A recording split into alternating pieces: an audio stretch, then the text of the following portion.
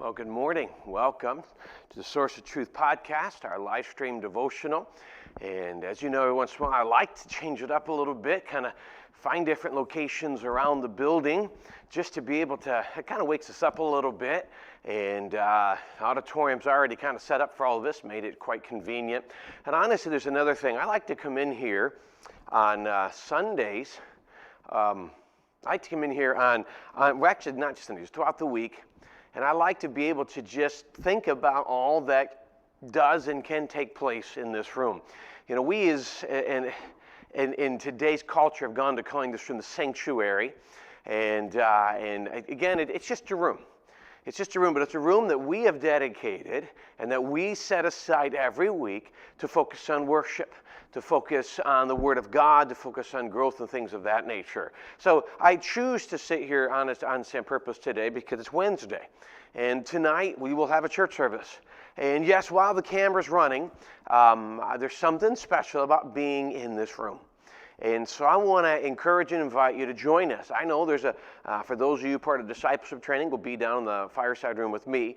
But there's still there's time of music, there's time of study and teaching, there's time of prayer that will take place in this room tonight. And so let me encourage you. I understand for some it's just not the right time, not safe. You know, you're still waiting on the vaccine or all the other different things to finalize before you can come back to church, and we fully understand that.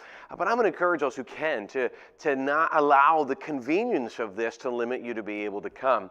And so we encourage you, if you can make it tonight, to join us right here in the auditorium, 7 o'clock, because we finish with a great time of prayer. And nothing else, it's a great time for you to get together and to lift up the burdens of others, to pray with others, to allow them to pray for you. And just to take the last 10, 15 minutes of this time to go together in groups to God in prayer. There's something powerful about that. So if you can make it tonight, I hope you will, 7 o'clock. Please remember, the Kids Club will meet at 7 back in the children's wing. The teenagers will meet starting in the gym, will end up in the youth room. And so we really hope you can make it tonight for those events. But right now we're going to be in Psalm chapter 10 for our study today. As we continue to go looking through different chapters in the book of Psalm, today, a little bit ago, I was studying this out, looking at it, evaluating it. And honestly, it really comes down, and David asks a question that it wouldn't surprise me if you and I have asked to God ourselves once or more than once. And that question is seen, it goes down to verse 1, chapter 10, verse 1. Why standest thou afar off, O Lord? Why hidest thou thyself in times of trouble? The wicked in his pride doth persecute the poor. Let them be taken in the devices that they have imagined. For the wicked boasteth of his heart's desire, and blesseth the covetous, whom the Lord abhorreth. So when we look at this, the first thing we see David asking God, why in all of the times of problems, why in the battles, why when it seems like the wicked is running rampant, why do you stand, how does he put it in verse 1, why do you stand afar off? Why do you hide yourself in times of trouble? And then he goes on, he begins to talk about the heart of the wicked. And he breaks down what he's talking about. And so what was the next verse? I was going to read, I thought, he says in verse 10, and they that know thy name will put their trust in thee, for thou hast not forsaken them that seek thee.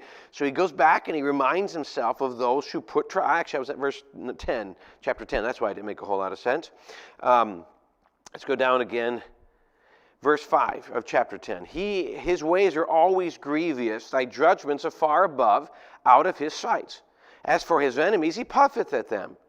He has said in his heart, I shall not be moved, for I shall never be in adversity.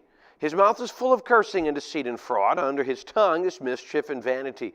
He sitteth in the lurking places of the villages. In the secret place doth he murder the innocent. His eyes are privily set against the poor. He lieth in wait secretly as a lion in his den. He lieth in wait to catch the poor. He doth catch the poor when he draweth him into his net. So really, you're seeing David describe It's not just the wicked actions, because wicked actions are a result of wicked hearts. Bad decisions, the things of that nature. When I choose to do wrong, it starts with my heart and it becomes my action. As a man thinketh in his heart, so is he.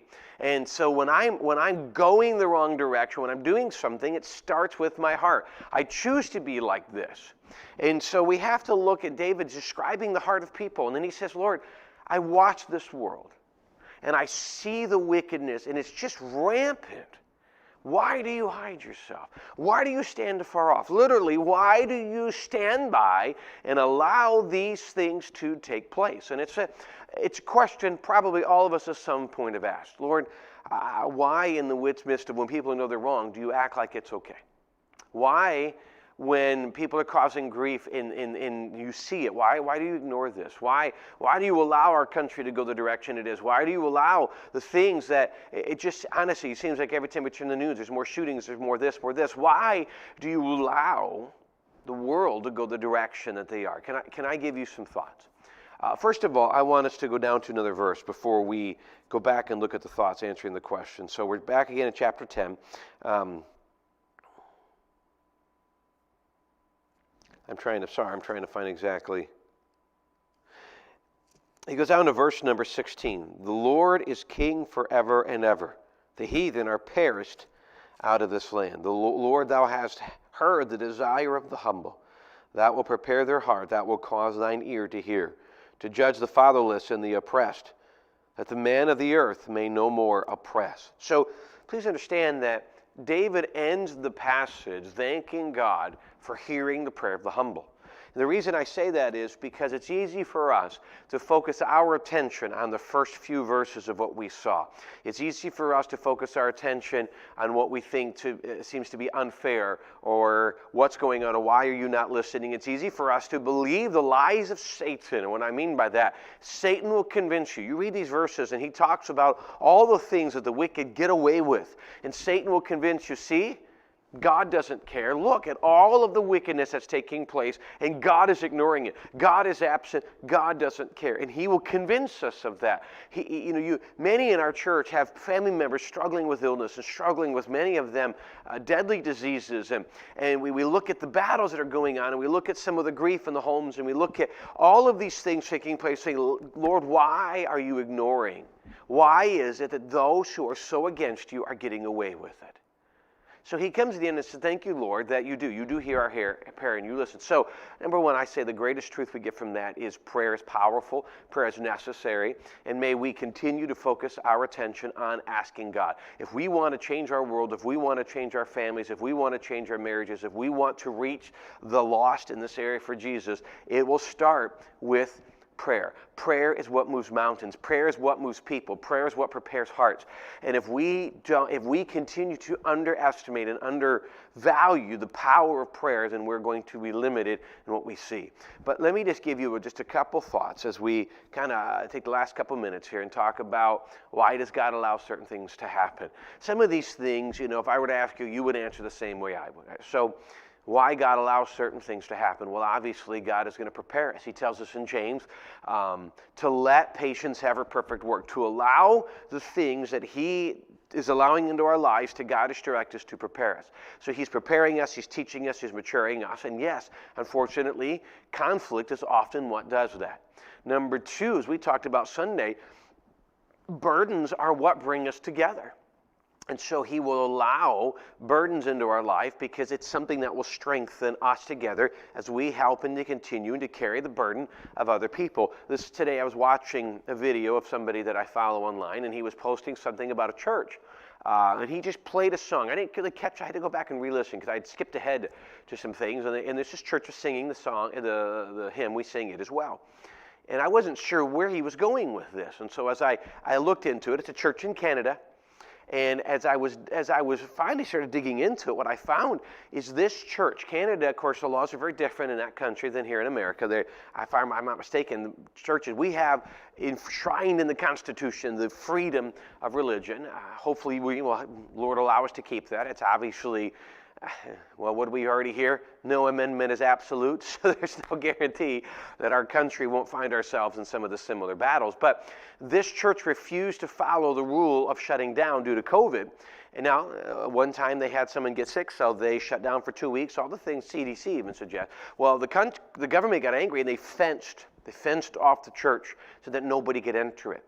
And then they are literally doing everything they can. Now, don't get me wrong. This same government's not shutting down other things, just churches, generally speaking, in the scenario. So this church is now meeting and hiding. It's finding places. It's not publicizing. And so they have some light recordings, but they don't stream or things of that nature, because if they get caught meeting somewhere, there's going to be penalty. Now, why that grabbed my attention is so many other religious leaders are beginning in our country to begin to point this out. And it's simply something we can pray about together, because that's the direction the world is going. Why does God allow that? It wakes us up a little bit. It helps us to recognize. They were singing the hymn, "It Is Well." What a powerful truth to sing a hymn that we just sing, and yet they're doing it in a time whoever thought in our world, in Canada, they'd be hiding in a chance to meet with the Lord. The point is, God allows things in us to strengthen us. God allows things in us to wake us up. God allows battles in our life to wake us up to the things that are taking place, to recognize the time that we're at. You know, I had a chance over the weekend to go watch the play Esther at Sight and Sound, of course, filmed off written off the passage, the book of Esther. And Mordecai comes and he makes the comment to his niece. He says, "What if God placed you here for such a time as this?" You know, I mentioned that to the men on our board as we were coming out of COVID and moving on to what we had no idea was going to happen. And I stated to them, I said, God has placed us on this board for such a time as this. We can embrace and do everything we can that God has given us to move forward, or we can fall away. And each and every one of us in that room made our decisions. And we can do that today as a church. We can embrace where we are right now for such a time as this and allow it to strengthen us so we can stand back. We live in unique days. We live in days of great opportunity. Why is God standing back? Because it is the time that He helps us to realize we need to step up in faith. And faith is not always easy. And so God allows these things to happen. It's to teach us. It's to train us. It's to prepare us. It's, frankly, because we live in sinful worlds, and our world continues to choose sin. Our world continues to choose sin. Dare I say, our churches continue to follow the sinful parts of the world, and God says, I'm going to give you your choice. David sits back, as probably many leaders have, and said, Lord, why this? And God says, do you not notice the condition? I think of Joshua as he knelt after the battle of Ai and said, Lord, why would you allow this to happen? And finally, God says, get up. There's sin in the camp. So God has several reasons for many times why He will stand afar off and allow us to endure the things going on. Some of them are big, like sin and things of that nature. Some of them are to train us. Some of them are just to draw us closer to Him, because it are these battles that puts us on our knees. And if something can put me on my knees and closer to God, then it's a good thing. And may that be something that we strive and desire for. I hope that you are continuing to draw close to God. And you know, one thing, as I finish, one thing I love about this verse, sometimes we're afraid this chapter, sometimes we're afraid to go to God and ask God, why are you allowing this? Why haven't you done something? We feel like we're blasphemous. Like, how dare we ask a sovereign God these things? And don't get me wrong, I understand the desire to be reverential to Almighty God. I do. But you know, David literally sat there and said, why would you allow this? David was honest with his heart before God. And God put it in the Bible for us to see today. What a great truth. And may we, same way, use that transparency before God so that God can help teach us and grow us in that. Again, I want to thank you for joining us on this Wednesday. Again, if you can make it tonight, you know, this is part of it. You say it's uncomfortable, all this. Let me encourage you. That lack of comfort to get off the couch and come to church is all part of worship. So if you have the ability to join us tonight, I encourage you to, right here in the auditorium, and it'll be a couple songs, some time of devotion and study, prayer at the end, teens meeting, the kids meeting. If there's any time in our country where we need to just be in, this is the time. And if you can't, then I encourage you to set aside everything else in your home and so you're not distracted, and sit down, open the Bible, and be with us here online if you can. If you can't make it here on property, we love you. Thank you so much for taking time to join us today and this morning, and we hope that was an encouragement and a reminder of God's love and grace, and yes, God's sovereignty. We hope you have a great afternoon, and we love you. I hope you enjoy the rest of the day, and if we can make it tonight, we'll look forward to seeing you. God bless.